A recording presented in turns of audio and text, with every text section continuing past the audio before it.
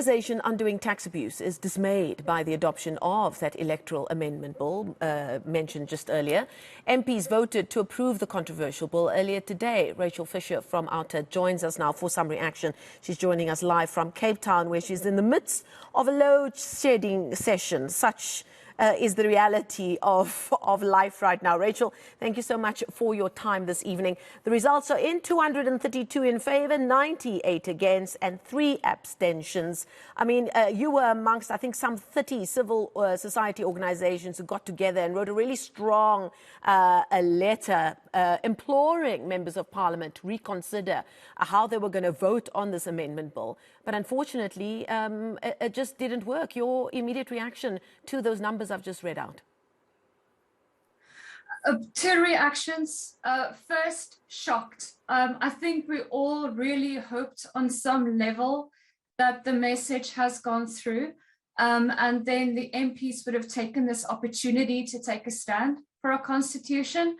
On the other hand, I suppose we expected it, right? Because time and again, we do see how Parliament tends to fail us.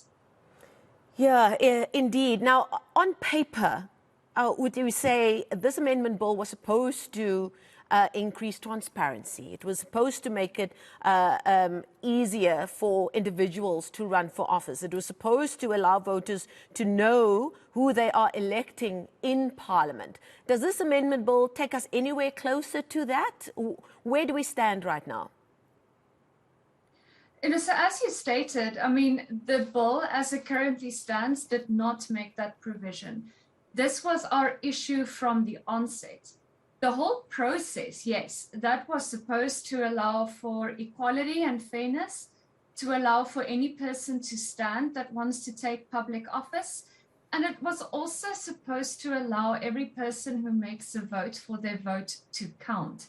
Now, this bill, as it currently stands, was only introduced on the 10th of January of this year, giving very limited room for public participation, giving very little room for meaningful engagement. And, the public participation, you would effectively want to put at least 2 options on the table, allowing citizens to evaluate between the 2 options, make recommendations, and see how can we make a compromise. Only one bill was put on the table. They removed the only other potential bill put forward by Monsieur Outa, known as the People's Bill, in February, taking away all opportunity for critical evaluation.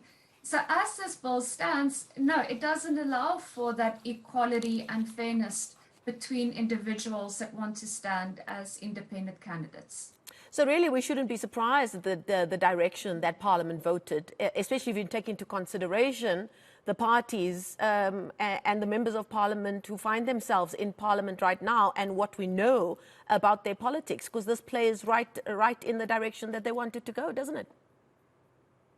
Support, unfortunately, no surprise at all. What we see is a lack in political will. And remember, this is the same Parliament that contributed to state capture happening in the first place. So where does that leave us now? Is there any room for movement, or is it a foregone conclusion?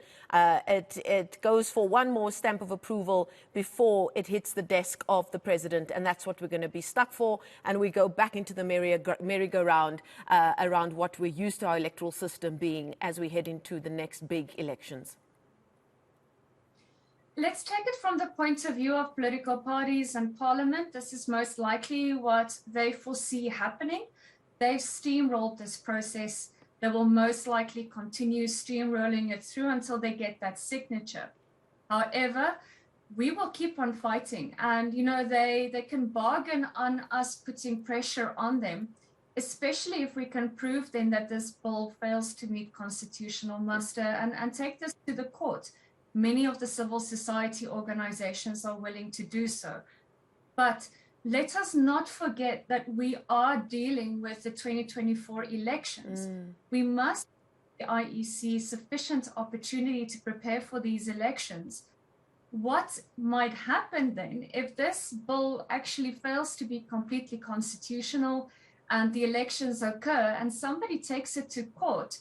we would have spent all that money on the IEC and on our voting and on our elections, and that might be declared null and void.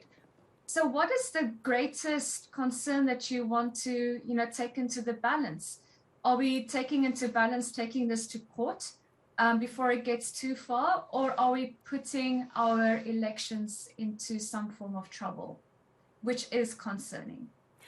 And I suppose also, if you take into consideration how important, all elections are important, of course, but the 2024 elections comes at almost a fork in the road moment, some people might say. Some people might say there's more than two roads to choose from. But it does feel like an election that a lot rests on. And therefore, it will be very important that we get it right. Absolutely. This election that will take place, and this is the 30-year anniversary, right, of democracy, 1994, we reached 2024, which shows you it's a landmark election. It is going to be some form of a coalition government that we are going to look at. If we are already seeing the coalitions taking place on local government election, they are already highly questionable. So we need to consider, what will this look like on a national level? If this bill continues as it is, we will see some form of independent candidates standing, hopefully be elected, and that could also then have an influence. What we are hoping for, though, is that elections, as you've rightly said, will always be important. It will always have an important role to play. But we won't get this model perfect for 2024. There's not enough time. This process was forced.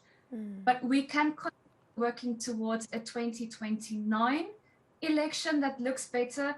But we need to do so in collaboration with Parliament and government. And once again, we're not entirely sure if the political will is there. I do believe this is probably not the last time we're going to be discussing this over the next couple of years. But thank you so much for your time. That's Rachel Fischer from Outa joining us virtually there from Cape Town. We thank her for her time this evening. Still to come,